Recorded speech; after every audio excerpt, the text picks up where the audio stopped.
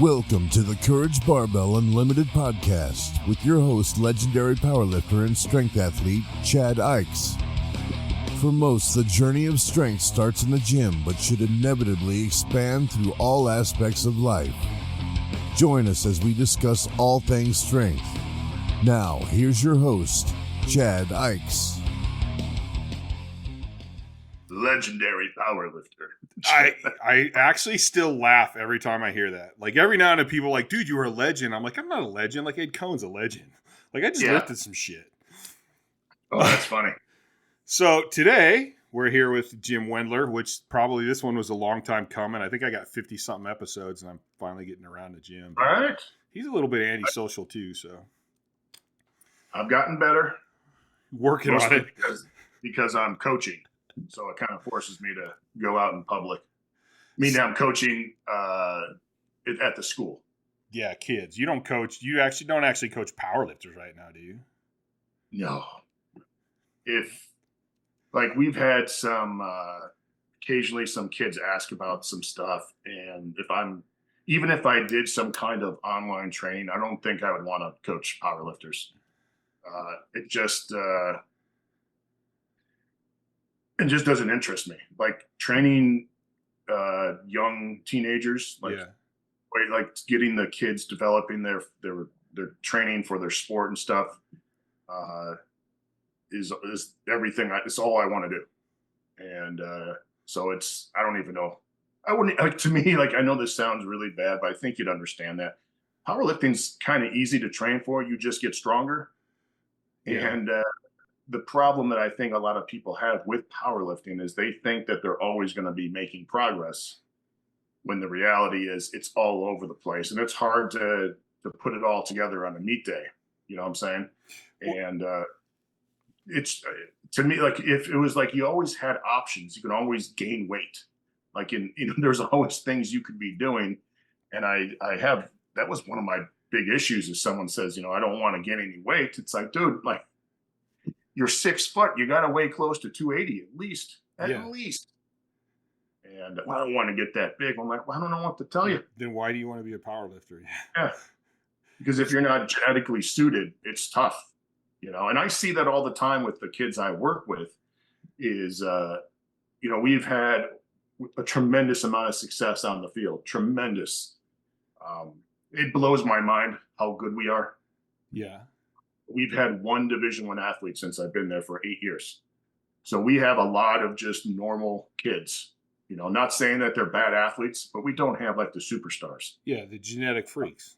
Yeah, and so kids. To me, I love training that because it feels like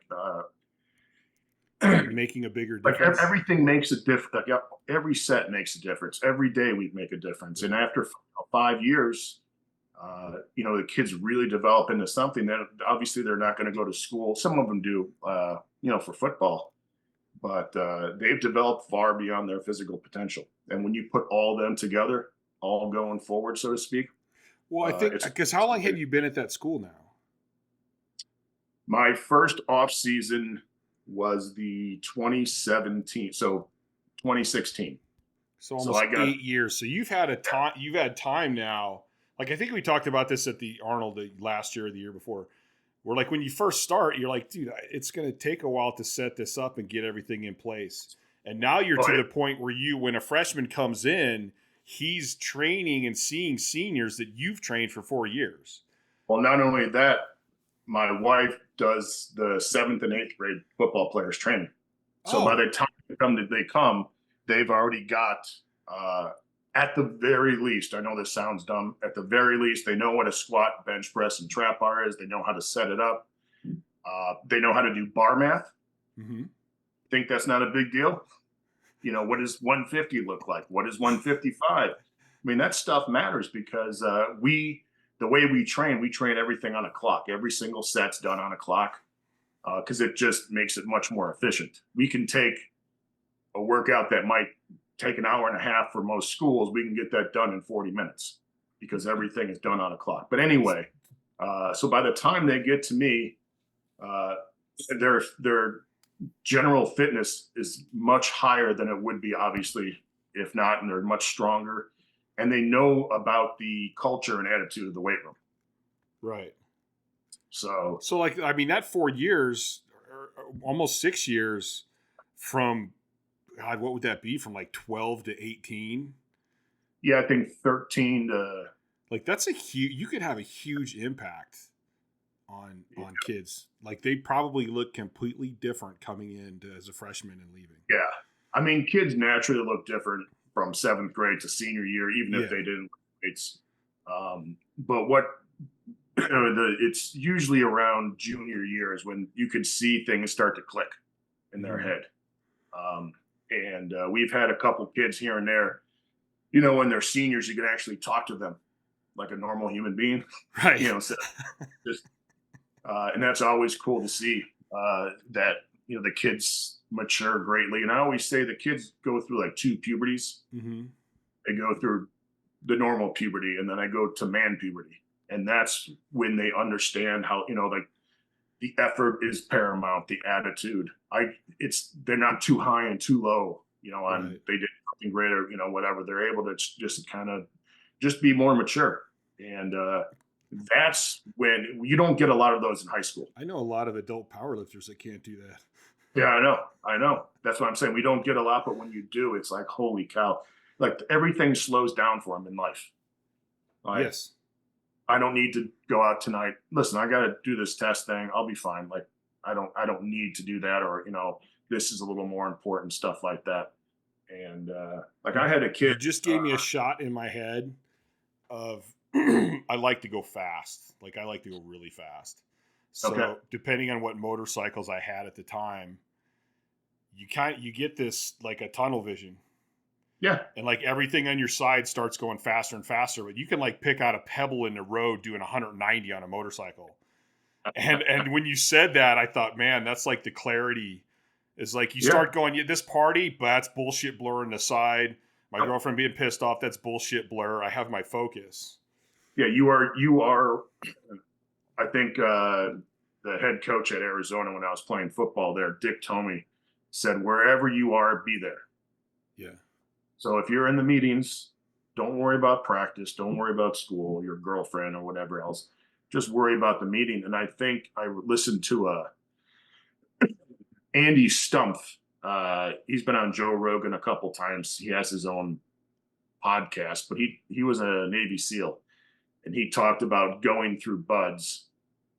And he said, listen, they have to feed you 3 meals a day. And my goal was just to get to the next meal. I'm just going to worry about the next evolution, and then I can quit, or then I'll just feel sorry for myself. And then you get to the next meal and you're like, you know what? Okay, I can survive at least to the next meal. Right. And so we talk about that a lot with playing the game. I'm not a big, we have to win or winning. I always tell the kids, let's just win the next play. And I said, if you win the next play, you, and that's just a little fight. We got a little 6-second fight. Let's just win that fight. And then let's come back and win it again. If everyone does that all the time, whatever's on the scoreboard is to be. Sometimes the other team's just better, and that's fine. Like, we've played plenty of teams. It didn't matter how good we were. Like, they were so much better than us, especially when you get to the playoffs. That's, all of a sudden it doesn't matter how good you are. It just, you could have I could train all the time for prime Mike Tyson. It wouldn't matter one bit. So, but anyway, we talk about that. Let's just win today. Let's win this set. Like, don't worry about running. Let's just get through this set. Let's be awesome right now. So I had a conversation with, well, actually, I think I heard Ed say this, and Ed Cohen, and I called him up and talked to him because that's so weird. That's exactly how I looked at it. And he was talking about, I never thought I would get to this point. He's like, I was thinking about the next meet, the next PR. Yeah. And I go, I did the same thing. I went to every meet. Like, I didn't even care if I won the meet. I'm like, did I do better than I did last time? Okay, well then I'm on my way. And if I just keep doing this, eventually I'll get where I want to be. Well, you'll get where you're supposed to be. Yeah. Wherever that is. Yes. That's actually a better way to say that. Yeah, because I tell when I was talking to the kids, I tell them, like, listen, we're not going to win a lot of games because we're ultra talented. That's fine. But we will win if we're all kind of working towards the same goal. And then you're doing your job. I always tell them, be selfish in the weight room. Like, don't let someone hold you back. Doesn't mean you're selfish like a dick. Yes. But like, let's take care of yourself. And then eventually you'll be able to influence more and more people, like just the people in your rack. Mm-hmm. That rack gets really good. And then maybe the next rack sees what you guys are doing. And then it's just like, it's a good cancer, yes. so to speak. Yes. And, but the problem is everyone wants to police everyone else. Yeah. Because that's easier to do than to look at yourself and be like, oh shit, dude, I'm a piece of crap. You know, my effort sucks. It's true. Well, no, that's one of the hardest things with all the power lifters, any athletes, and pretty much everyone I know is it's like, turn inside, you're bitching about this and this and this, but are you getting your nutrition? Are you getting your sleep? Are you doing this? Like, it's easy for you to bitch about everything else, but you're not really looking at yourself and yes, being truthful. You can look across the world and see that in just about every endeavor. Yeah. I'm going to go ahead. It's easier to police the world because you're not going to make any difference. You know what I'm saying? Mm-hmm. But it's hard to police yourself because there's there's real consequences and you can see the failures. But to me, that's even more of a reason to police myself because I can make a difference. Yes, that's what I'm saying. But but you're also, if you do that, you also noticed your failures. Yes. And that's tough for some people, and I get it. Like, I totally get it. I remember it's not a failure. I can't remember who I was talking about. I think it was Laura Phelps. We were talking about this. And it was like, if I bombed out of a meet, I didn't see that as a failure. I saw that as part of the process. As long as I learned from it and knew that I could get better, then that was it. It's like when you try something new and you screw up 2 times. Well, that means that's two things that don't work. So you're smarter than you were before. As long as you don't keep on doing the same thing. Yeah, well, that's where you learn that, hey, that way didn't work. Well, I know one less way that works now, so I'm that much closer to figuring it out.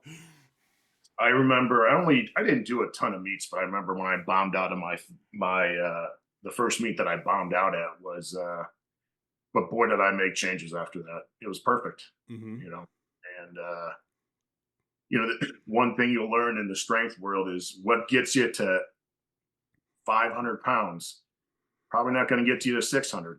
And I'm not just saying you're going to have to add in a little extra tricep works. There's massive changes that, when I got to a 900 pound squat and I had to completely change everything to get to 940 and then 1000.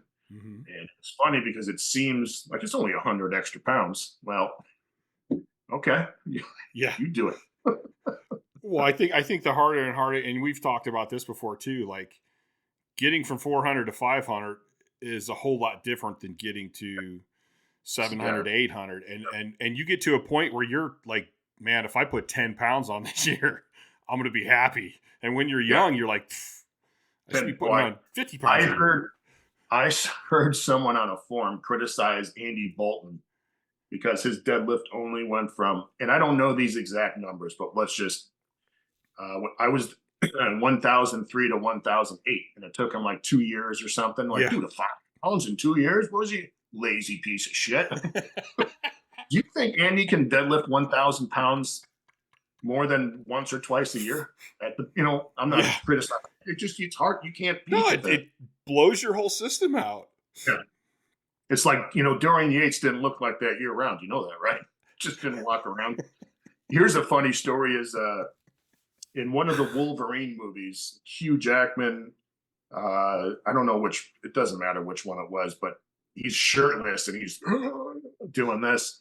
He talked about that. They shut down production for 2 days and he just depleted carbs. And just so he could look like that for that 1 5-second scene. Yeah. And it's funny because everyone's like, man, look at him. I got to look like that. He's like, dude, that took all of his energy just to go, and he probably cramped up. And it's like, I got to take the rest of the day off, man. I read an article they did one time in one of the magazines, and they went through and interviewed all these personal trainers. Mm-hmm. And like 95% of them said, I would not have abs if this was my job. if it wasn't my job, because they're like, it is so hard to keep a good 6-pack all year long. Yep. It's miserable, man. And I mean, there's obviously some people that are genetically gifted. Yeah. Guys like DK Metcalf, who's a wide receiver for the Seahawks.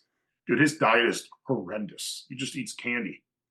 And he looks like a professional bodybuilder. Like it's yeah, comical. I mean, there's always some guys that can just do that, but for everyone else to assume that. Yeah, I know.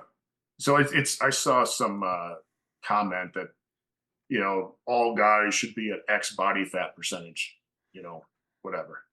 And I remember I saw many football players, super explosive, super fast.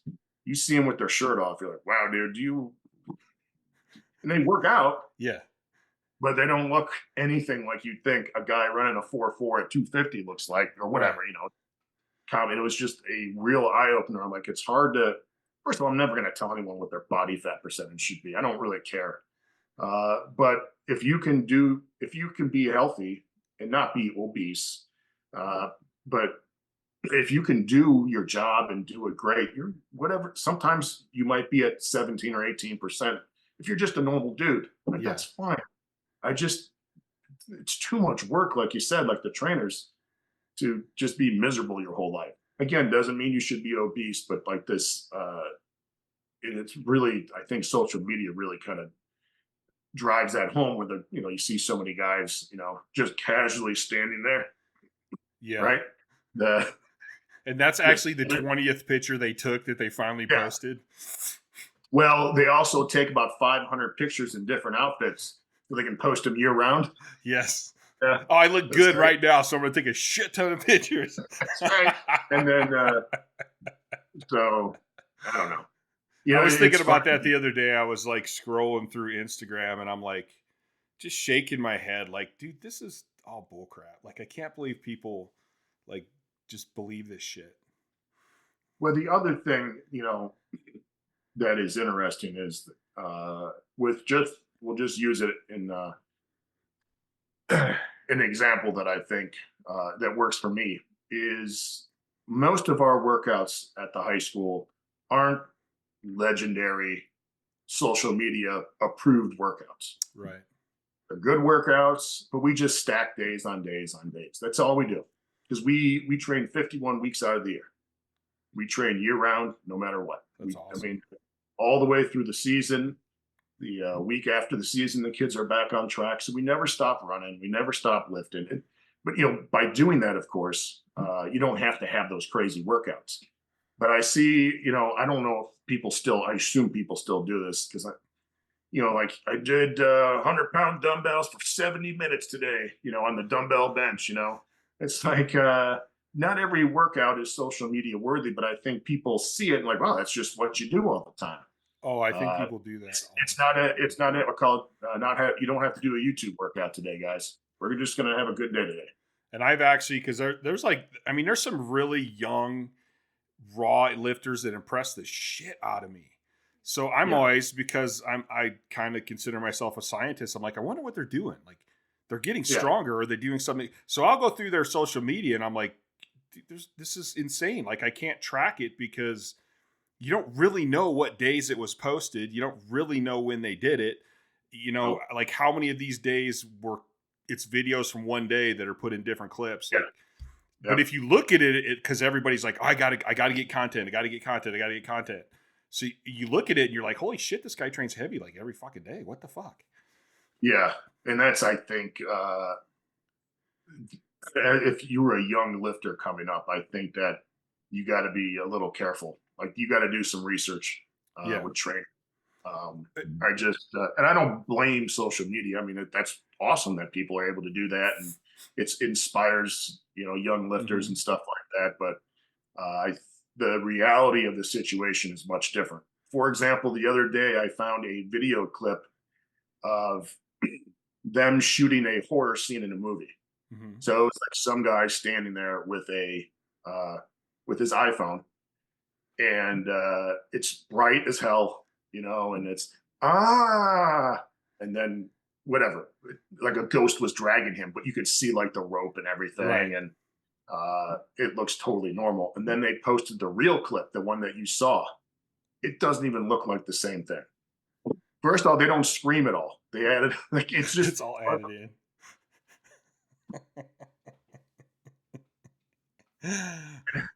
Like it looks like I couldn't believe the difference between the two. And I always think, when I was younger, you'd watch like these really good horror movies and like, that must have been terrifying to make. And then there's 75 people in there. Lights are bright as hell because they add all the dim stuff during post-production. It's just like you and your buddies, like, all right, I'm gonna yank on this rope and drag you. I actually went through recently, I think I talked some of this in the table talk. I was going back over all this stuff that I learned when I was a kid, because I had all bodybuilding shit when I started training for high school.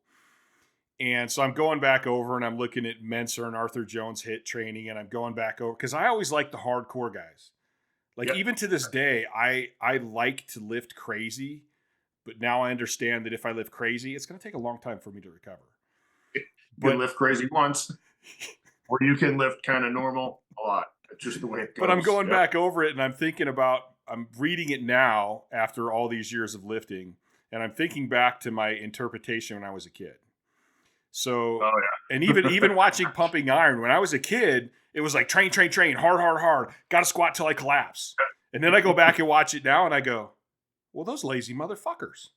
They're sitting on the beach. They're going out to eat. Like, these guys aren't training. What the hell was I thinking? And your lens is much different. Yeah, right. I found a clip of Tom Platz, and because I love Tom Platz, I'm like, dude, the squat rack's got to be my altar. Like, I have to go crazy. And in this video, he's like, yeah, he goes, I squatted like twice a month. He's like, those sessions were intense, but he goes, I couldn't recover. And I'm like, well, why did I miss that when I was a kid?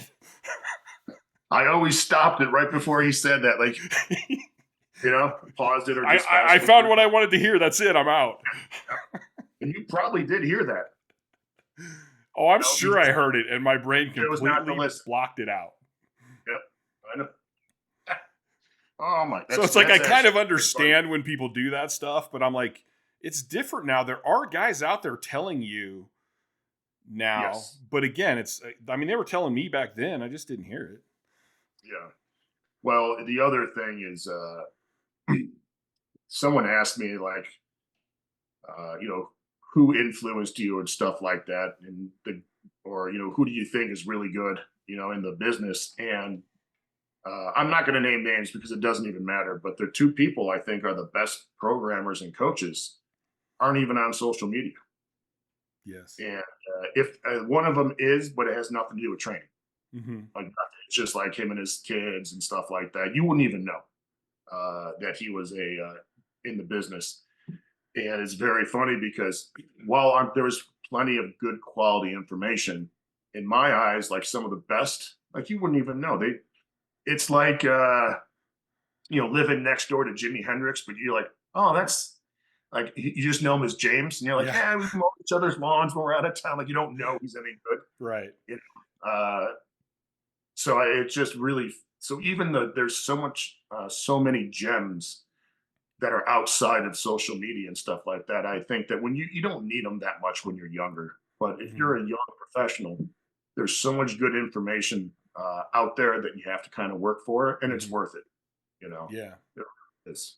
So here's another thought I've been thinking about recently, because I was actually talking to one of my football players, and I was telling him about like some of my struggles with powerlifters and how it's like, man, if you tell a powerlifter to back off, they act like you just reached in and pulled their heart out.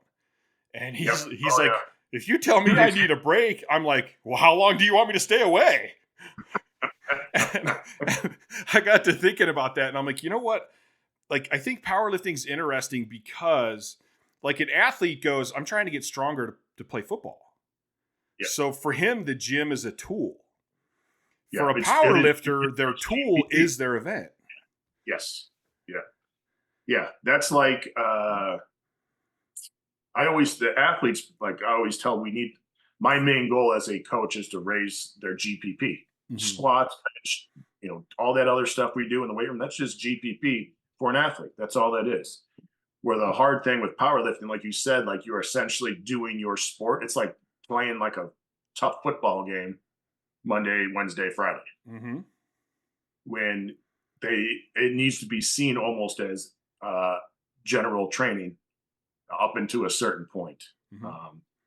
But the hard thing is like it becomes when you ask someone like you need to back off, you need to we need to lower this weight. Like it's like not just it's a personal attack. Like you just made told her what a horror their mother was or something. It's like, dude, it's not a big deal. Like everyone has to do this. I'm like, so I still obviously battle that with kids. Listen, we're going to take some weight off, whatever you're just not working. And the funny thing is once you trust that, you end up coming back a million times stronger. Usually, if you back up, especially if you back up enough. Some people are like, well, I'll back up 10 pounds. I'm like, dude, that's like 0.5% of your lift. That's not going to make or break you. So we've noticed the farther we it's like doing a running 40. If you only have 2 steps, it's not going to make a difference. But if you have 10, 15 yards to build up, your 40 times is going to be amazing. Right. So it's like pulling back a slingshot. The farther you go back, the more powerful it's going to be.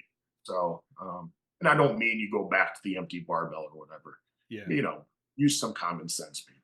So I mean, like I love watching people and their Instagram and it's like, it's a deload this week. I'm like, that's a fucking deload? Are you fucking kidding me? Just doing speed work, Chad. Yeah. They got it hitching up their deadlift. And I've had people where I go, the reason you had a shit meet is because you're overtrained, man. Like you're beat up. No, I'm not. I can do it. I can train harder. And I'm like, dude, I'm not trying to insult you, man. I'm just telling you, like, if your body doesn't heal, you're not going to get stronger. One of the things that we did at London, I started coaching on the field at London. Okay. And during the 2016 season. So was one of the worst years of football in the history of the world. And so that's pretty bad. 3 or 4 weeks into the season, I told the head coach, I'm like, just let me do all the strength work. I'll do all of it. So I started training the JV freshman team, and that's how I started. But anyway, after that season, we started our off season, and the head coach came to me and said, hey, what do you think? That's like, all right. I mean, how honest do you want me to be, bud? And I was like, just lay it on me. And so I went point by point, all the things that I think needed to change. And he agreed with me. And one of the things is our recovery stunk because our answer as a coach, if they have a bad game, is to do more. It's because they weren't ready. When the reality is, for the most part, it's because they did too much. And so I always like to use the example. If you and I had a bench meet on Friday, right? Friday Night Lights, would we bench hard Monday, Tuesday, Wednesday, Thursday? Yeah, no. And expect Friday to be any good? And so we made wholesale changes. Not just, we'll do a little bit here. We're like, fuck, we're changing this. Like we got rid of 2-a-days. Why? Our kids are already in great shape. I'd rather do a walkthrough than have them go hitting pads, in August. So we changed, we don't do any conditioning during the season. We don't do, 100s or 50s or gassers or anything like that because we are a small school and the kids run around all practice. So they're already, and I remember that first year after the off season, right? So the 2017 season, that first game, I'm warming the kids up on the field, and because the music's loud, I'm going, here we go, and I almost puked like 7 times because in my head, I was like, if this blows up in our faces, because I was getting the kids on board with how we trained. We changed everything. I'm like, man, I'm going to look like the biggest idiot. No one's going to trust me. And like that first quarter was just a fucking bloodbath for the other team. I mean, and it was to the point where like, all right, like I do know something, the changes we made were good, and we ended up making the playoffs. So let me ask you this really quick. You said you were about to throw up. Like, was there, when you did this program, was there still part of you that went, God, is this going to be enough? It was never, no, because I knew what training should look like. Mm-hmm. You know what I'm saying? I think the big issue I had was because we run year round. Okay. We don't do specific conditioning right before 2-a-day or, summer practice. Right. So because we run year round, we never have to have like a conditioning phase. Right. Which and we don't have to, we don't have to run a lot on the days that we run. And, let's say it's January 15th and there's 10 feet of snow on the ground. We don't need to run today. That's fine. We'll give the kids can have a day off, or maybe the kids are feeling a little tired that day. You can tell. We're not going to condition today, but 99% of the time we're on the field running. Right. And that was one of the things, because I, growing up, it was just wind sprints, gassers and all that other stuff. And then that first game, and you have to understand too, all our kids play both ways. So that's extra tiring. And then obviously it's, August heat and September heat. So part of me was more nervous about that. And the other thing is, I don't care. We talked about this a little bit before, I think.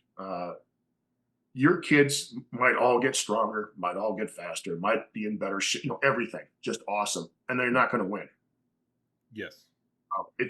That's the way sports is. And that was my big worry, that the kids had invested all this time into all the training and stuff like that. And they trusted me. That was a big thing too, huge. And I was like, well, what if they don't get any better? At least good enough to beat the teams. Right. I think that year we had kid rush for 2,000 yards. Next year, he rushed for close to 3,000. Like, it was crazy, the difference. We had one year, a kid had like 2,800 yards rushing. And that same year, we had a kid who had 1,400 yards rushing. It was crazy. And that's, to me, I was like, oh my God, this is, it's all coming together. But yeah, I was nervous, so. I know, like throughout my career, because I kept training, basically ended up training less heavy sessions, or for me, what I call like, that's a real training session. Yeah. And doing more GPP. And I never I've still never completely conquered that. Yeah, it's a mental hurdle. Do more. Although now what I try to do is I try to go, I do need to do more, but I don't need to do more in the gym. I need to do more sleep. I need to do more nutrition. I need to do more GPP. I need to do more, like you said, consistent. Less training, but more consistent, maybe, or less intensity, but more consistent. Well, I tell the kids we just need to stack wins. Mm-hmm. Even if it's a win, it can be as simple as having a great attitude today, doing what I ask you to do, do it with the correct way. But you're not always going to lift the most weight or whatever like that. Now, if you do feel good that day, right? Yeah. Let's go. Mm-hmm. But at the bare minimum, what's expected of you. But we're a big believer in stacking wins, climbing up that ladder. And the problem is, let's say you climb 50 rungs, right? And then you do that one stupid shit session, or you stay up for 2 days straight partying. You don't go down one rung. I mean, you're falling. And then you got to, get back up and get back up. So the big thing is, I want daily wins. When you do daily wins, you don't have to put your hand in the fire all the time. I try to explain overtraining to people like that. And there's a lot of people say you can't overtrain. I think you can, at least your central nervous system. But I go, you go right up to overtraining, it's literally like falling off a cliff. Yeah. Like if you're undertrained, you can just keep going. But once you hit that, you could set yourself back weeks, if not months. Yeah. Well, I told beyond that. I would rather you have to understand, our kids train very hard, very consistent. But I said I would much rather have them be a little out of shape, two-a-days come than a little overshape. Yeah. Because we're never going to have time to recover. I mean, Yes. the season's long. It's, almost daily training or practices.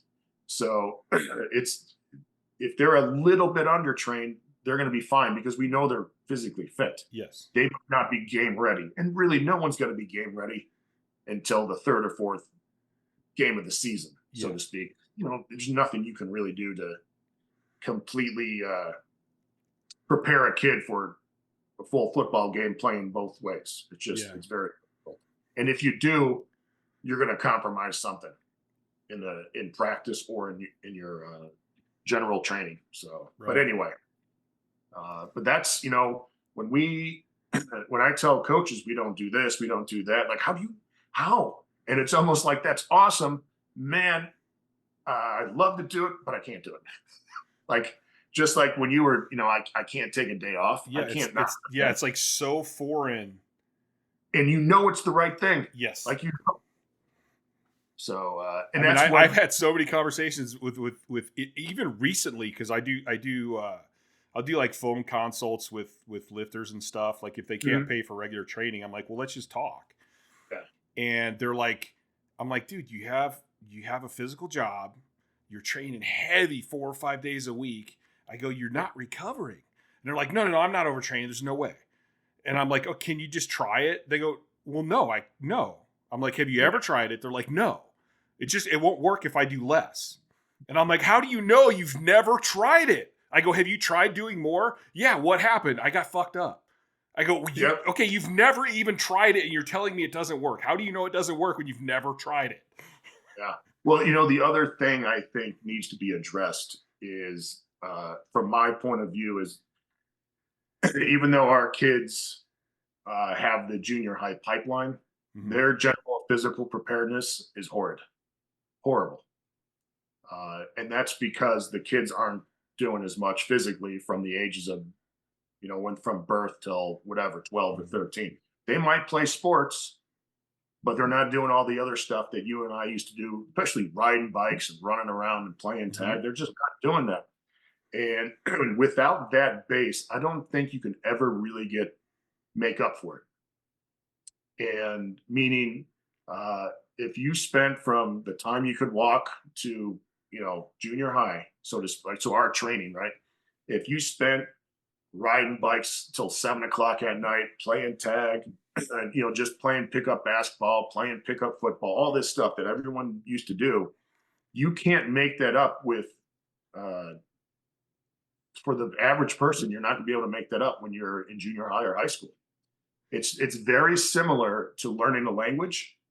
It's easy for a kid to learn a language from ages, 0 to, 6. I don't know the exact age. And after that, it becomes very difficult. So you're thinking like almost on a developmental, almost physiological, you're not getting these things that you need because you're sitting around on your ass playing video games. So like trying to make up for that later, that's an interesting idea. So what ends up happening is, and I've talked to dozens of coaches about this, and just let's say running volume alone. And so when I first started at London, I detailed like a kind of a general running plan. That first day, I was like, oh my God, this was supposed to be the easy day. I was like, holy shit. And so I cut back. I mean, the answers were right there in my face, but I couldn't believe how little running we can do. Yeah. And so I asked other coaches, like in the last 30 years, like I'm talking older guys, has your running volume have to be decreased for your training? And they said, oh, it's unbelievable. It's not even close. And so, one of the things and I'm sure you've done it, and I'm sure you've heard it, is everyone likes to criticize the generation, for being fat, lazy, whatever. It's the same thing everyone says about the generation before them. Yeah.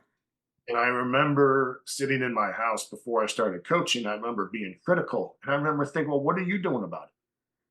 Like sitting on a computer or writing a book is not helping anyone. Not helping. So I was like, well, let's be part of the solution. And the only way you're part of the solution is going out and get it done, at the very least raising your kids, that your own kids. And then I was like, I have the tools to help the community. Right. And that was big things I wanted to do, is like, let's put my money where my mouth is. Let's be part of the solution instead of sitting here complaining about this and that and this and that. And it's a real problem, but the only solution is you got to change. Yes. And even if we have to change how we train, because we do, I can't train the kids the same way I trained, 30 years ago. Mm-hmm. It's fine, but you got to adapt that, because if not, your kids are going to be run the fuck down. Yeah, you're basically you think you're starting with the kid at a certain level, and he's already so far behind that, again, you got to adjust your training to go, okay, he's so undertrained that we got to start slower. Now, they can make tremendous progress, but I really think there is something to be said about the early years. I really do. I mean, just think about in terms of bone density, tendon strength, and the neurologically, I mean, their central nervous system probably isn't developed because it hasn't had the stress or the stimulation to adapt. Yep. And there's got to be a point that you might never get back. It needed to be developed to a certain point at that time.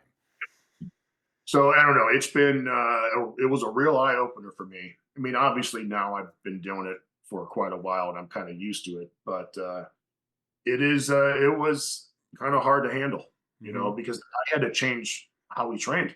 Right. And I wasn't ready for that. The good thing is you can make awesome progress and it doesn't take a lot. Yeah. I need some, I always laugh when you see all these super advanced training things. And I'm like, if you're a coach, you'll never use this ever. I mean, maybe if you train one-on-one with a super advanced lifter, but those guys already kind of know what's going on.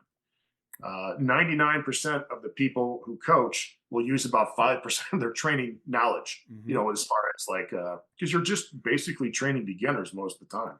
Yeah. Before you hand them off to the colleges or whatever.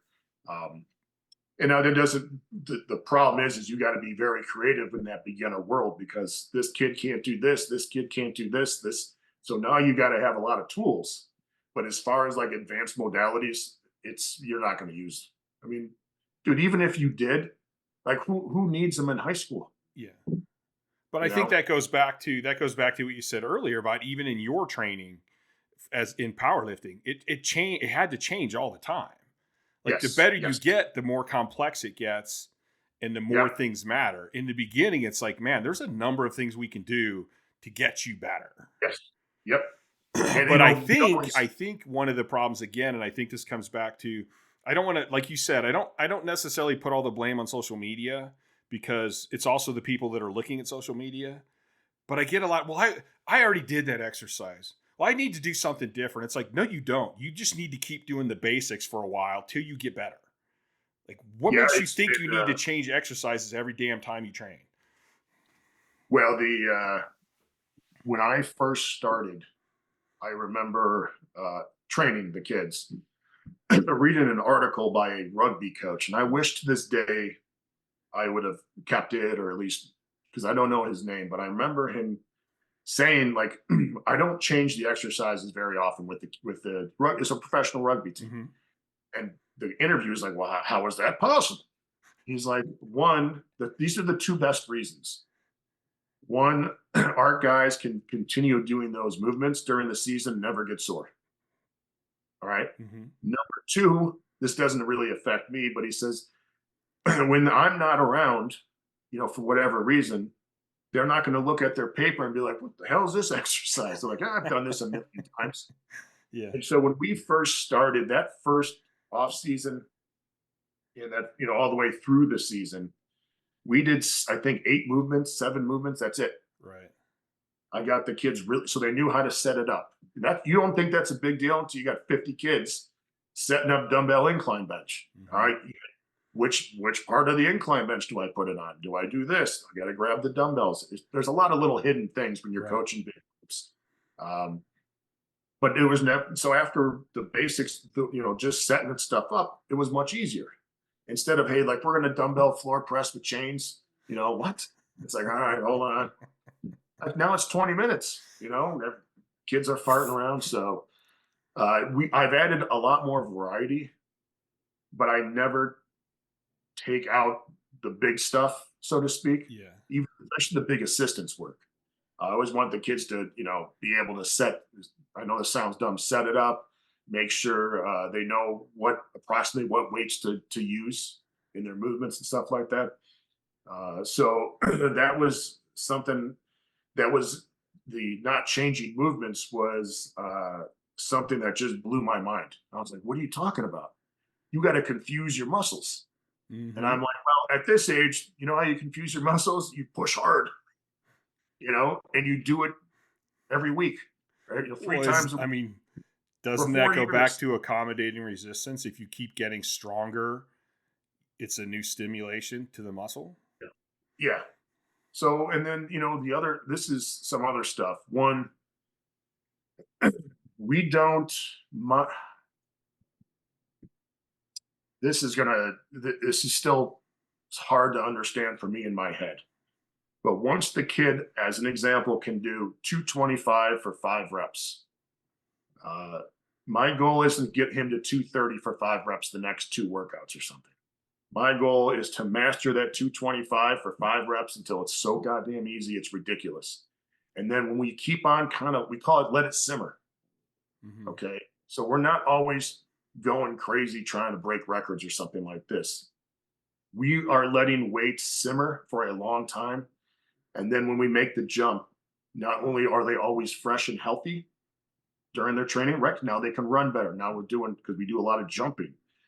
They're playing other sports, stuff like that. We let those weights simmer until the bar speed is faster. Their back position's perfect. Is that, you know what I'm saying? So, but that's their it. sets are better. Yeah, that's interesting though, because they did progress. They just progressed with the same weight. I mean, if they move it faster, then they're putting more force into the bar. If they're able to now keep their back tight and keep their shoulders down, their technique's better, so those muscles are stronger. So, this is it. The way you just said that's actually really interesting to me, because I do get caught into that. Oh, well, you got to do more reps. You got to do more weight. Yeah. But that's not necessarily true. No, and what happens is, again, the lift becomes easier. And again, the lift that they're doing, how do I put this? It shouldn't be crazy all the time, right? Right. So you have to understand that. So it's not when they did 225 for 5, they're like, 5th rep wasn't, blah, blah, blah, blah. Yeah. It's good and strong, but you can tell like they probably didn't have another good one left. Right. Okay. So part of the key to that is them focusing on intent and technique and making it cleaner. Yes. And the other thing is we are able to train our assistance work. That's where we really build our muscle. That's why I tell the kids. The barbells for power, the dumbbells are for prone, right? So, but now we have all those extra sets of straight leg deadlifts or dumbbell straight leg deadlifts or dumbbell squats or box jumps or lunges or plate squats and glute ham raises. We're letting all that volume build up. So we're now, our upper backs are stronger than ever. And then when we make that jump to the next weight, their body's 1000% prepared to hold that position. I see it with my youngest son. Dude, it blew my mind. We did the same fucking weights on the deadlift because as soon as we raised up to a certain, I don't know what weight it is, let's just say 85 pounds. As soon as we went to 90 pounds, his upper back did a little round. And I'm like, it's not what I want. I'm like, I'm not in any rush. So we did the same weights for like 3 months. Just to the point where he's like, and I'm like, don't worry about it, buddy. But the workouts were never stressful. You just got, because I could give him different cues, right? Because once the cue got locked in. So if I'm not mistaken, I think the weight that he did over and over again was 65. Okay. So one day he's at wrestling practice at this other gym. It wasn't the school gym. It was another gym. And in the wrestling room, they had a weight room. Mm-hmm. And they had a barbell loaded with 115. And he goes over there, perfect back. It's the best reps I've ever seen. Mm-hmm. And I was so proud. I'm like, that doesn't make any sense. He just did 115 for 3 perfect reps, but he's only trained with 65. That is not how it's done, right? And so he got so much stronger just by doing very sub-maximal weights, just getting better at them. And that to me was like a huge eye opener. Now I know he's a young kid, and obviously they're going to make progress pretty quick, but it blew my mind. No, this totally makes sense to me. You just spun something around in my head, because I've had like clients are like, oh, on their supplemental stuff, they're like, I did the same as I did last time. I go, yeah, but you PR'd on your bench first, so you didn't have as much energy. So doing the same reps and sets, you actually were still stronger. But now you just flipped this around and said, well, listen, if you stick at your main lift, if you stick at that and get the technique better and do it better, now you have a little more energy to put more effort into that supplemental work, which in the long run is going to actually, this is fascinating. Well, the other thing is we can train the assistants harder. Yes. With less repercussions for sports, for running, for jumping. So the way that we started, that doesn't mean we never trained the bench and trap bar and squat hard or anything like that. But I'm very cognizant of what happens if we do too much on one lift, like the main lift. It does have consequences, not just that day, that workout that follows, the other workout that follows. And it can be a snowball effect. It's bad, because if you don't accommodate for that fatigue on the next workout, then it's going to be a couple other workouts till they're ready to go. Yeah. And that's the other thing that I tell coaches. Every time we go into the weight room, I have a plan. I change that plan a lot, because as soon as I walk up there and you can tell the kids are dragging ass, listen, we gotta work around this. We're going to cut this out. We're cutting this. We're going to do these weights instead of, so I'm always changing shit. And during the season, we always trap bar on Monday and we bench press on Wednesday. Okay. We cut out the squat, which was a huge thing. I got that from Buddy Morris, less hamstring fatigue. Made a huge difference. Squats never suffered either. You don't have to squat 6 days a week to get better. Anyway, so I walk into the weight room. Now I train the kids during the season, during the day. All right. So I go over to the school, even though I'm not a teacher or an employee, I go over there and we do it during gym class. And that first, I have 3 groups. The first group, they're walking up there, Chad, and I'm like, oh, boy, I'm not even loading 135 on here. So we changed a lot of the stuff. The next week, same thing. Kids are just exhausted. Nope. We don't trap bar that week. 3 weeks in a row. The practices are hard, all this stuff. The 4th week, the kids are like, let's fucking go, Yeah. We set so many all-time PRs that workout. So that's just and but according to everyone in the world, right? You can't take a week off, but the kids needed a week off. Not the week off. We didn't train the trap bar that week. Right. And I also have, so I have the workout planned. I have, if they're a little shitty, a little more shitty, and super shitty. I have a step system. Like, listen, I can't do this. We're going to do this, whatever. They were at the bottom, so that's like nothing, like no trap bar, just, whatever. Yeah. They didn't even make it to the 3rd level. They were 4th level stuff. And so but I remember that day we trap barred, I was pretty excited because, we hadn't done it in a while. And the kids love training like that. And all of a sudden I'm watching these kids, and these aren't freshmen. These are kids who are seniors, pulling a 3-rep PR all of a sudden. I'm like, wow. And not just, and I always stop them early, during the season, I stop those kids early. Yeah. they were still had tons of more reps in them. And I was like, holy cow. And that just solidified, like, trust your gut, dude. If it doesn't look, and the kids, like women in prison, all their menstrual cycles get together. Generally speaking, when you're coaching a big group of kids, if half the kids are crappy, all the kids will be crappy. Like and if half the kids are really awesome, the other half, does that make sense? Yeah. So as a group, you kind of evaluate that, and I'm always changing stuff up. So I always have like a general, well, I have a specific plan, but I also know, like, man, if X, Y, and Z happens, whatever, we have to adjust. We got to know a way out of it, because I'm not just, well, it says so on the paper. Mm-hmm. Like, you got to do it. It's like, it doesn't work.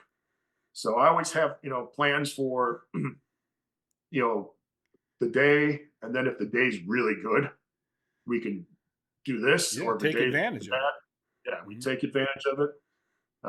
So anyway. So this all reminds me of. That's what coaching is. Coaching's not personal training. Yes. I got 50 kids. You got to get them all on the same page. They got IQs of a duck. You know what I'm saying? And the maturity, because group maturity is really bad.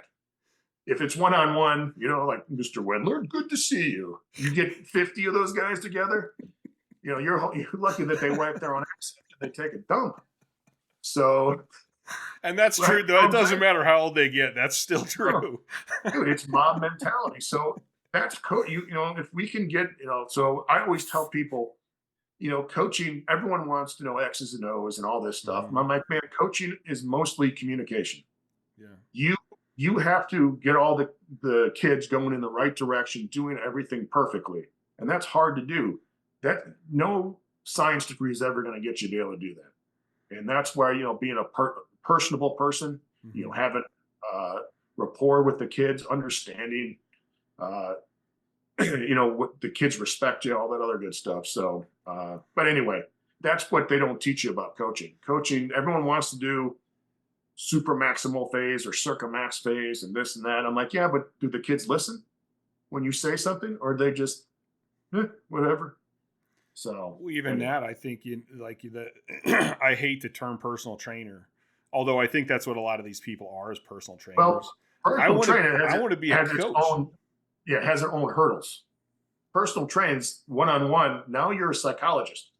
Yeah, I do get a lot because it's the same thing when I was bartending. Yeah, you have to be a good listener. Yeah. That's why that's a hard job too, because I've been in that thing and it gets uncomfortable sometimes. But like, dude, the guy who writes the program and just goes off the program, that's not a coach. No.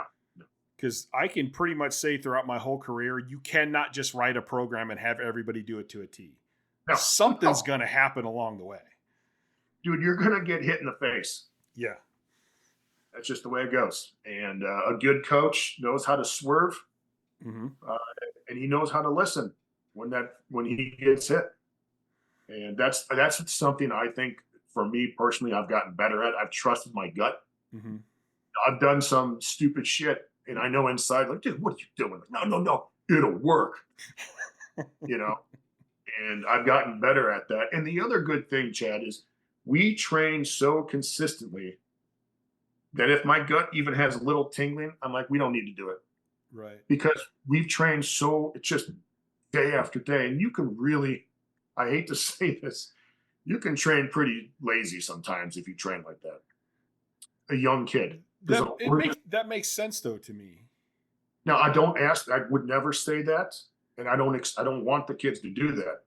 But you might be surprised what happens if you're just consistent. Yeah. So, see, that's a hard concept for me though, because I was thinking about this in terms of just general strength training.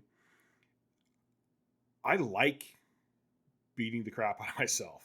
Yes. I like going into the gym and going just berserko on a weight.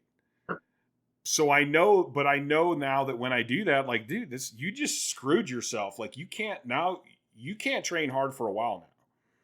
And are you okay doing? So to me, there's like this balance. I can train consistent, but the intensity is not going to be as high. But if I have high intensity, then I'm going to need to really drop that intensity down for a certain period of time. that is one of the reasons why I changed personally my training, because I missed sharpening my teeth. Mm-hmm. I couldn't sharpen my teeth like I used to. So I had to change the way I trained. And now I can be as dumb as I want to be and I'll be fine. Right. And that is a great feeling. So what did you change to make that happen? I do nothing but body weight and weight vest training now. I push, I use the sled, stairs. So you're able to kind of push yourself very hard. But there's only so much. I mean, even though you're pushing yourself hard, you're still going to be able to recover. Generally speaking, the only soreness I have is, unless, I got my shoulder isn't very good, but I make amends for that stuff. Mm-hmm. I make changes and stuff like that. But generally speaking, I can push this, the push-ups, the body weight mm-hmm. squats, vest squats, the pull-ups, the prowler and stuff. You can train very hard and not get hurt. Right. I think I'd have to check the exact dates, but I think I did 7.5 months where I did a Murph every single day. And what's awesome about that is, initially you get the soreness, mm-hmm. first couple days, first couple weeks, I don't know, whatever. Your hands are just ripped to shit, all this, whatever. And then your body starts kind of getting tired, like really, and then it just is fine. Mm-hmm. And it became that was super easy. It was like a really cool thing. So then it just became a lesson in how consistent and disciplined can I be? Because it wasn't hard to do, but when you're tired, you don't want to do it. Yeah. And that's something I was missing. So it wasn't just I could train hard. It's that I had to have the discipline and build that discipline back up to do stuff when my body was tired. And does that make sense? And you didn't want, because that was something that I missed from playing sports. And you're not going to really get that in powerlifting because you're not going to be exhausted like you are after 300 body weight squats. Mm-hmm. Or pushing the prowler. We'd call it the prowler marathon. We have a half-mile loop that I did that every day for 30 days. I pushed the prowler for a half mile. And that seems exhausting. It's horrible. That first time, man, I brought my phone with me to call my wife. I'm like, listen, I don't know how this is. Come pick me up. One time, my buddy Matt was here, and it was a Saturday. Would that be Matt Rhodes? Yeah. So Rhodes and I are about to go watch college football. Mm-hmm. Love, college football. We sit on the couch all day. So I said, listen, Matt, we're going to have Popeyes today, and we're going to sit on our ass. So let's earn this today. So we put 3 45-pound plates on each side of the prowler. And we did a mile. Holy shit. 2 of us. So each of us did a half mile. Yeah. 3 plates on each side, dude, was fucking hard to move. But I'm like, it was like 9 in the morning. I'm like, we got 3 hours to finish this.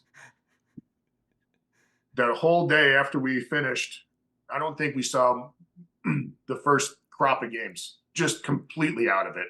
The 3 o'clock games, in and out.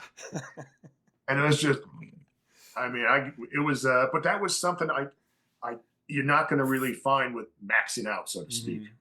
And that's what from my football background, that's what I missed. I missed giving so much that you almost you pass out in a way, and not, there's a different world. Like conditioning is a different strength than strength.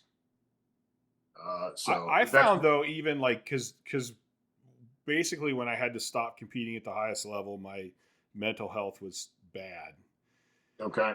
And so I needed to stop killing my central nervous system.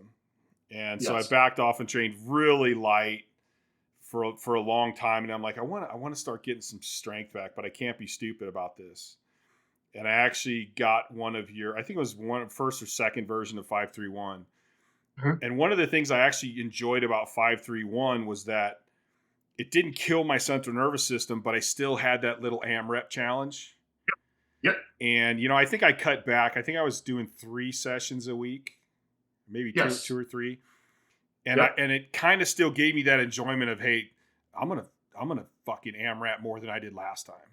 So I had that push, but it didn't kill me like trying to do all these crazy max effort lifts was. Yep. And I actually used it. I used it on one of the BMX. I was training a BMX racer, and I'm like, I'm going to try 531, and he did awesome on that. What was I'm always curious. Was his shoulders and back, were they always injury and wrists? Or I mean shoulders and wrist injury prone? He had shoulders and wrists.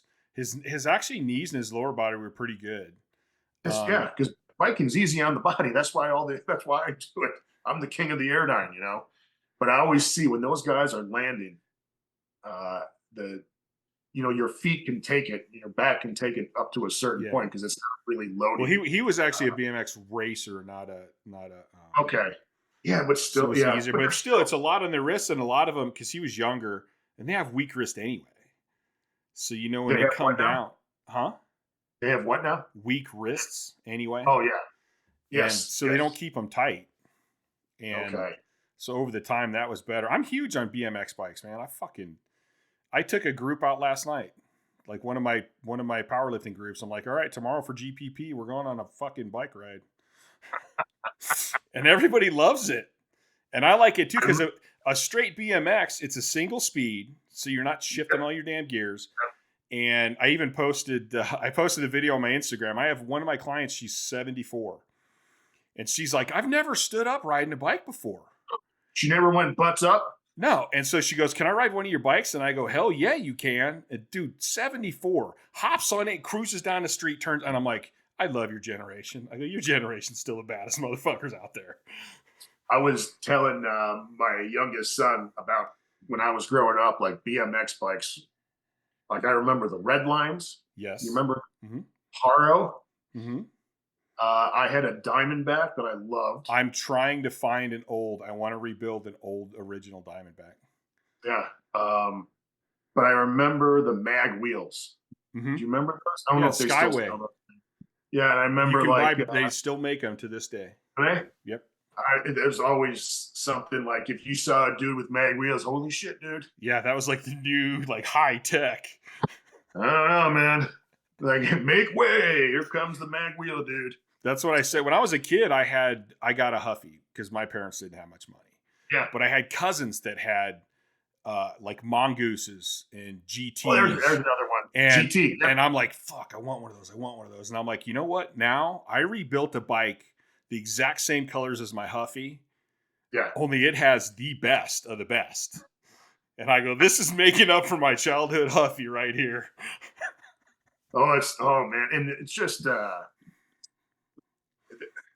I just remember like we'd always build ramps. Mm-hmm. And I can't believe that I could have kids because the amount of times I landed with my perineum just smashed on something. I just remember like, oh my God. Yeah, the best part is like everyone I make go ride with me. Like I'm building, because I build custom bikes too. I'm working on one for one of my clients right now. She's like, I want one of my own. And so I put it all together to design, and she's like, yep, let's do it. And they all smile. They come back smiling. Yeah. And I'm like, dude, they get to feel like a kid again. They're getting great training. It's great for their legs, their backs, their arms, their shoulders. Like, This is fucking perfect. Yep. And it's easy on your body. Yeah. And it's easy. There's no huge hard stress. So there is one thing I want to talk about, because I think we got about 15 minutes. Okay. Hey, I appreciate you having me on, buddy. Dude, I love having you on. I've been wanting to have you on here for a long time. It's just I'm just saying that getting now. The damn schedules and shit. I remember a conversation, and I'm a creative person, so I can never remember how much of my conversations I made up or not. When you did, she said she loved me. Yeah, I swear she did. Right. We were talking after you got your first 1,000. Mm-hmm. And this was like one of those, there's like 6 conversations I remember with people that like, I really went, okay, I got to think about this. Like, I got to let this sink in. And after your first 1,000, we were talking, and you're like, yeah, it was after you had your first son, I think. And you were like, man, this is like, not that you didn't train hard, but you were like, this is the first time where I really didn't care about the plan. You're like, there were days where I was supposed to go do it, and I'm like, yeah, I want to go see my son. Screw that. And you were like, the least attention I put into it And the best result I ever had. What happened for that meet and the meet prior was, like everyone else, you had your plan. I'm doing 405 and a blue and a green, all this stuff. And if I didn't, because it was West Side, you squatted with the group. You couldn't always do that. Right. People need to understand that. It's whatever Chuck wanted to do was what was happening. So it was, anyway, so it would fuck with my brain. That I wasn't able to go what the plan needed to do a little bit. Does that make sense? And so those final 2 meets or something, what I did was said, listen, I know what the weight is supposed to feel like. I know what 75 to 80% 70 to 80% should feel like, right? I just would work up to whatever thing was on the bar, chains, bands, any combination thereof. I would work up. And as soon as it felt like I needed to be, I would do my sets there. Okay. So there was no rhyme or reason to how I got that 1,000, but I went back. This is really cool. And I added up, and I went back and looked at my train log, and all the Friday squat days, I added up the weight that was at the bottom of the squat, at the bottom of the box. Does that make sense? So if it was after it was deloaded, after the weight was deloaded, and it was an average of 77%. That is perfect for what we were doing at Westside. Yeah. I remember thinking I don't know if I had a day over 85%, very rarely, unless we worked up or something like that. The bottom line was I never stressed about that stuff anymore because I'm like, I realized it didn't matter. Because the one thing that was really weird, it's like, well, guys squatted 1,000 without chains and band. I don't have to have that. It became crutches. And once I removed the crutch of thinking I need to do something and just understood what it's supposed to be, it's just like when I train the kids, people ask me what percentage of the training max? I'm like, I don't know. I just watch the kids do stuff. And I'm like, that's it. That's what your 3 weeks should look like. That's what that should look like. You know what? You look good today. We're going to add 10 pounds because I know it's supposed to look like this. And I know you can do does that make sense? Yeah. Oh, so to me, it makes complete sense. Yeah. So I'm going around the room, take off 10 pounds. You got to go. No, you're going to stay there. That's perfect. That's exactly what I want. Instead, now we're going to cut your reps down to half because I think the bar speed is not where it needs to be. And it became a massive, that was the second big epiphany in coaching that I ever had. The first one was understanding principles drive everything. So I don't care if we had kids who can't squat with the barbell. 15 years ago, 10 years ago, I would have lost my mind. Oh, what are we going to do? Now I'm like, not a big deal because they can trap bar perfectly. It doesn't matter. This is GPP, Chad. It doesn't matter. And magically, you know what? If let's just say as an example, he could trap bar 700 pounds. Not bad. It's not bad. He's probably strong enough to play high school football, right? And so I started thinking, I remember when people used to always say, trap bar is not the deadlift, I'm like, dude, if any motherfucker deadlifts trap bars 900 pounds, no one's going to be like, well, I don't know. Chad, see, not that good. It's like, dude, he stood up and with, whatever. Yeah. And once I started understanding first principles that kind of drive the idea and then understanding what things are supposed to look like. If it doesn't, it says 225 on here, but then it's not 225. Today it isn't. Yeah. So let's drop the weight. So as an experiment, we do some different stuff with the training, especially on the bench press. And I'm looking around the room. You got to have a good eye for everything. I'm going up 5 pounds, down, whatever. Yeah. Did this for 3 months. So, and then I told the kids, well, you guys have been doing this for 3 months. I'll let you guys choose the weights. Total fucking catastrophe. Total fucking catastrophe. I mean, you couldn't. And I just remember thinking, I just wanted one thing. You to just learn a little bit, And it was that's when you're well, that was fine. I knew inside, probably not gonna work. But yeah, No, like see, that totally makes sense to me because you are following the principles. Yes. But the principle is, I mean, one of the other principles is, and this is one of the problems I have with like a lot of the linear periodization programs and stuff. Just because you did this weight in a meet doesn't mean you can do it every day. Dude, and if you think you can, then max every day and prove to me that you can do that every single day. Well, everything is linear, Chad. It's just not linear every day. Yes, I'm talking like a linear periodization where we need to go 85, now you're doing 87%, now you're doing this, now you're doing that. Like you're going to have good days and bad days. So that's why when I say start light and progress slow, if you do that properly, you're always going to have at least an okay day. Mm-hmm. You know, at least an okay day. Unless, something's massive comes up. But you're sure to have the stack a win. It may not be the best. You might have to punch the dude in the nuts, winner, instead of using. It's interesting too because I've been looking into and playing with velocity, and actually having a velocity meter. Yes, and in some ways you're doing that just with your eye. Well, the issue that I have with that is that is something I couldn't use that on our kids. Our kids. First of all, there's a lot of slow twitch kids. Mm-hmm. It just does, and the other thing is they don't have the inter and intramuscular coordination to fire like that. Yeah. Some of their best reps are a little more calm. The only thing that I think it has to be done with an advanced lifter. Yes. Who understands the goal is not to beat that. The goal is to do it correct and end up like that. Well, it's funny because I wanted to do a post. I have my IFL, one of my IFL football players and a power lifter and another young kid in a group together.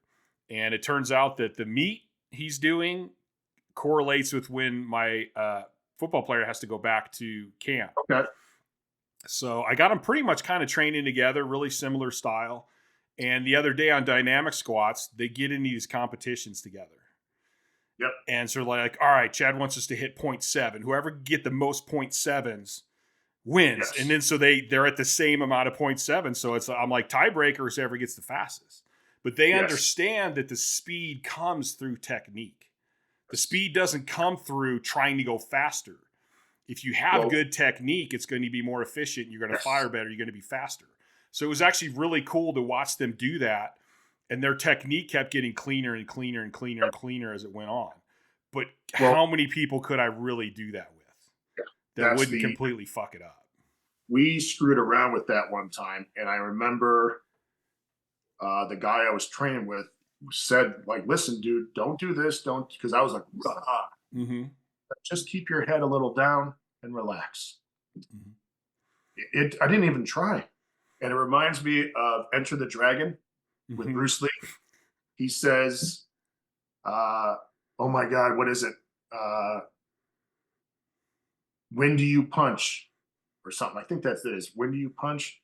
No, when do you hit? I do not hit. It hits all by itself. And like the greatest technique, I have no technique.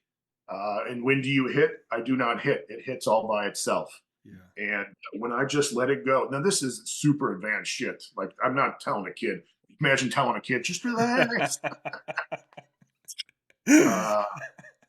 But it became where like you kind of like zoned out and just let the training take over, so to speak. Let all those glute ham raises take over. Well, this is. I think that's where I wish powerlifters would start looking at themselves more as athletes, because this is like when the baseballs I hit the furthest were the ones that I didn't even feel. Yeah, the golf balls I hit the best, I didn't feel.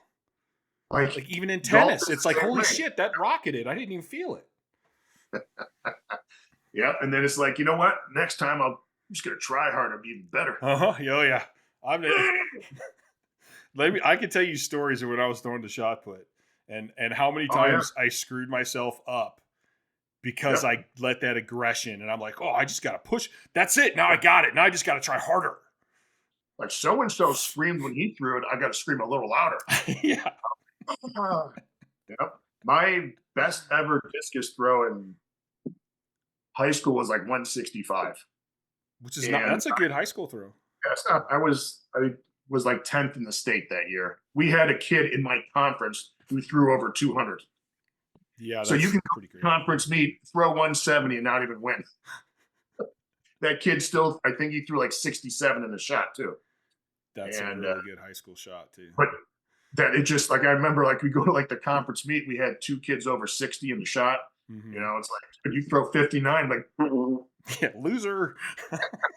So, but I remember when I tossed it, I remember being like, it felt easy. Yeah. It wasn't like I gave effort. It was like, you know, there's nothing better than throwing disc because it takes time for it, you know. Yeah. 165. You start right. What the hell? And of course, the next throw probably like 142. Yeah. Because you went, I got nothing. It's going to get hard. It's got to throw harder. Imagine if I tried on that one, how far it would go. It's amazing. Yeah. It's so amazing to me how our minds work. Well, what's funny is I wrote about this in an article I did for T-Nation about learning how to lift. The discus was the best thing I ever did was to learn how to lift was the discus, because you just had to be methodical. You can't rush anything. Everything, like one little thing goes out of place, right? Like your thumb's a little weird. Yeah. You're fucked. So everything was methodical. Slow down, just relax, slow down. And if you do that as an explosive athlete, you end up usually going faster, like we said. Yes. Because you're not rushing through all the steps. And that made a huge difference with my training. You squat, it's okay. Let's open up those knees. Oh, here we go now. Mm-hmm. You know, it's not, everyone's gonna die. You'll see. And I will say, I do go into that everyone's gonna die mode. No. But then right before when I get to the bar, I pull back. Like that's, I think people watch me, and sometimes, because I think, you know, you were talking about what are we doing to change. I look back at some of my lifts and go, I probably fucked up a lot of people. Yeah. Because they saw me lift and they thought I got to go crazy like Chad, but they never took the time to know that as soon as Chad got under the bar, he completely pulled back. Well, you get under the bar, you settle, and then it eases off, and you push that weight up, and it's just, that's it. So now I try to explain to people, I go, listen, I'm trying to get fight or flight and get my system jacked up. Yep. Then I want to pull it back and do what I need to do. And I think, but it's crazy because, you know, in the shot put, like, you know, you can't be tense. No. Right? You know, I assume you, did you spin or did you glide? Both. Both. Okay. But either, you know, the spin was, especially shot put spin, because it's a small. Yeah, it's a 7-foot circle, and some of them guys are fucking 6'9". No, I always wonder if like they kind of have to tippy toe when they're spinning. Like, dude, you're 6'5", 315. Good luck. Dude, their normal stride is that, you know, some of the, especially like some of the really big, and like they can accidentally follow themselves out when they walk right in. Overstep the ring. Trip over the toe board. Anyway, but it's weird because, you know, growing when I started getting stronger and started doing a lot of this stuff, I remember thinking I always wanted to be like, the advanced stuff was so important to me. Mm-hmm. Now, like, the truth is, I never use any of that stuff. Mm-hmm.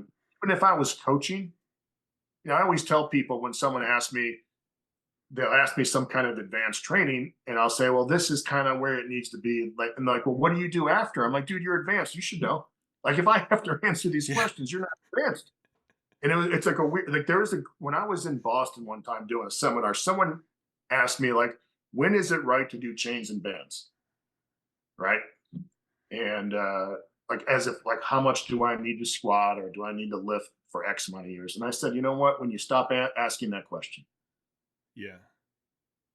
Well, it's kind of like what you said about Bruce Lee. There's this point where you're learning everything and you're doing everything, and you hit this advanced level, And it's almost like, yeah, just do it. And even I was talking to AJ Roberts, and he goes, yeah, said he remembers Louis at some point. Like, he goes, you get to a point where it's like, you don't even know how you know now. You just know. Yeah. And you're comfortable, and you know, like, I know. So just do it. Like, because I know, because I've done it, because I've been there, because I'm this advanced. Just shut up and do it. Well, that was always one of the funny things is when Louis would talk about some of the old Russians, they used to, pull the barbell in the water, all this stuff.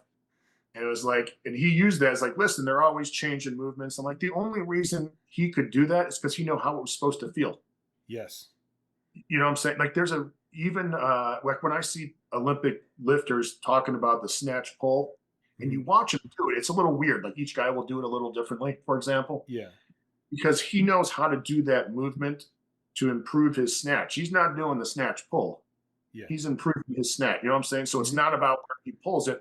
It's like, well, I know, listen, I gotta have like a weird back angle. It's like, it's not the right back angle. For me, that's how I need it to be. So they do movements. They do movements that help, and not just to do the movement.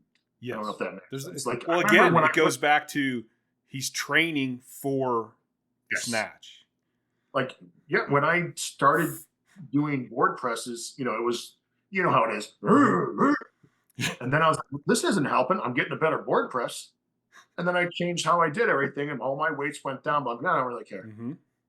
I know exactly how I should do them now. And boy, was that a humble moment. Because man, I had this great conversation. You remember board? Like, oh yeah. I had this great conversation with Steve Goggins one time. We were talking about people that can't lock out their deadlift. Mm-hmm. And he's like, dude, they're starting all wrong. Like they're pulling off the floor wrong. But then what they're going to do is they're going to go, oh, I need a stronger lockout. So they're going to go do pin pulls. Yes. But they're going to do them in the perfect position. So then they go back to their deadlift, and their deadlift still sucks, and it's at the same place it was. And they can't figure out why. Yep. I'm like, if you're going to pull like shit and you can't lock out, well, then practice your lockouts in the same shitty position you were pulling in. Yep. But I always call the rack pull was the exercise you did on Mondays when you didn't want to do anything. Rack pulls, baby. You know what I'm saying? I'm going to get to do a whole lot of weight, and it's a whole lot easier. And you don't have to bend over and do like, use the jack or anything to slide the plane. We're going to have to do pin 50. Dude, that's overhead. Conjugate. It's different. That's awesome. Good times. Jim, it was awesome having you on again. You're fucking welcome anytime you want. I think we could probably talk for hours about all kinds of stuff, but I appreciate you being on. And I hope your audience learned something. I hope so. I feel like there's a certain, let's see, how do I say this? There's certain people that I really enjoy talking to and spending time with, because it's almost like I go, finally, like somebody who I can sit down and talk with, and there's like an understanding, and it's not just, this is what everyone else always did. Like, it's like, no, I don't care what everyone else always did. This is what's work. And the people that you guys are working with continue to get better. Like, I love hearing stories about the football players and the kids you're training, because we don't get to sit down and talk much, but when we do, you've always done something a little bit different, a little bit better. And like, your kids are always progressing. So it's like everything you're saying, it works, and you're proving it. One of the things I tell our kids, I mean, when I say tell our kids, I'm saying at least twice a week. I always say every team squats, benches, deadlifts, track, whatever. Mm-hmm. Big thing that separates us is how we do things. Yep. Bar speed is dead on. Your reps, if it says 220, you don't do 225. Like, everything matters. So it's always about how you do stuff. And I know this is kind of off topic, but at the very least, stop looking for perfect programs and do what you're doing right now and just do it better. Yes, I agree. Do it better. Do the reps better, even if that means taking off weight. Because magically, Chad, I love this stuff. I had this epiphany like a year ago. Said, it seems to me that every video I get on squat technique or whatever, it's a loading issue because you didn't look like this at 135. And it's like, you know what I'm saying? Like, it seems most of this can be solved with proper loading. And they say, well, I can pick it up, but you can't pick it up correctly. So let's spend some time doing things correctly. I think that's completely true.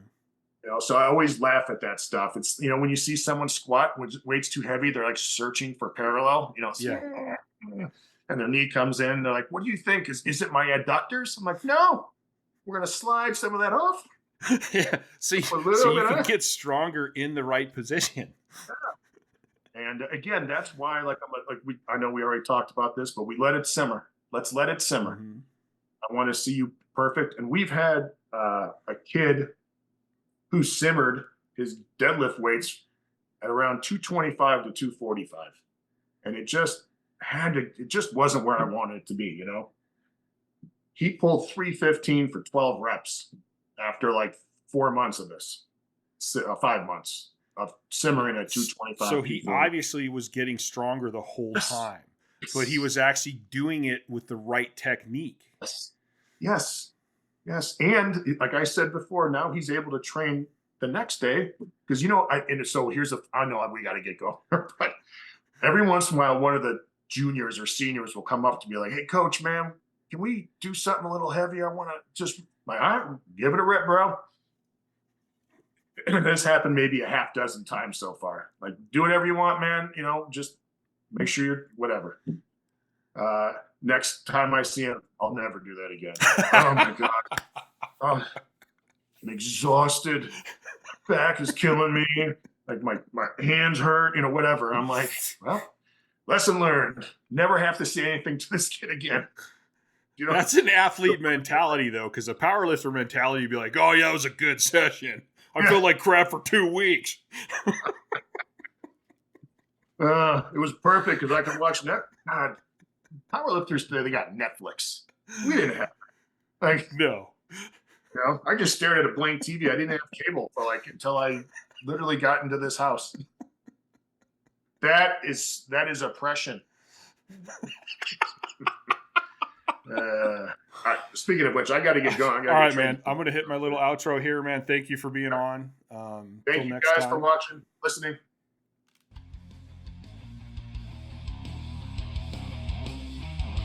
Thanks for listening to the Courage Barbell Unlimited podcast. For more information, please visit couragebarbell.com. Until next time.